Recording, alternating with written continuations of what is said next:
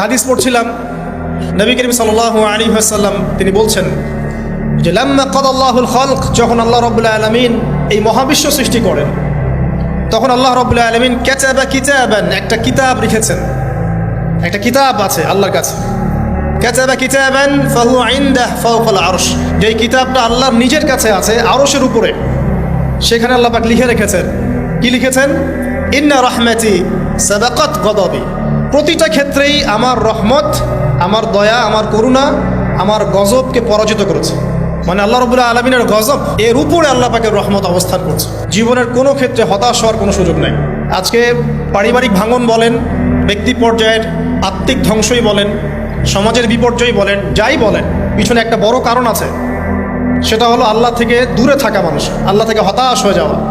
আর এই কাজটা শয়তান করিয়েছে মানুষকে আল্লাহ থেকে দূরে সরানোর জন্য। কিন্তু আল্লাহ রাব্বুল আলামিনের কাছে কেউ যদি যেতে চায়, মন থেকে যদি আল্লাহকে একটা বারও ডাকে, আল্লাহ তাকে এক ডাকের মাধ্যমেও তার গুনাহ মাফ করতে পারে। আমাদেরকে আল্লাহ রাব্বুল আলামিন তার রহমত থেকে নিরাশ হতে বারণ করছেন। যে যত পাপ করেছে জীবনে, যদি একটা বার কেউ যদি আল্লাহ পাককে মন থেকে ডাকে, চোখ দিয়ে ঝরঝর করে পানি পড়ে, আল্লাহ পাককে বলে, সেজদায় গিয়ে পড়ে আল্লাহকে বলে রব্বিক ফিরলি, আল্লাহ আমাকে মাফ করে দাও, তার মনের মধ্যে যদি সততা থাকে, মন থেকে যদি সেই কথাটা বলে থাকে, আল্লাহ পাক শুধু তাকে ক্ষমাই করবেন না, তার সমস্ত গুনাহগুলোকে আল্লাহ নেকি দিয়ে পরিবর্তন করে দেবেন।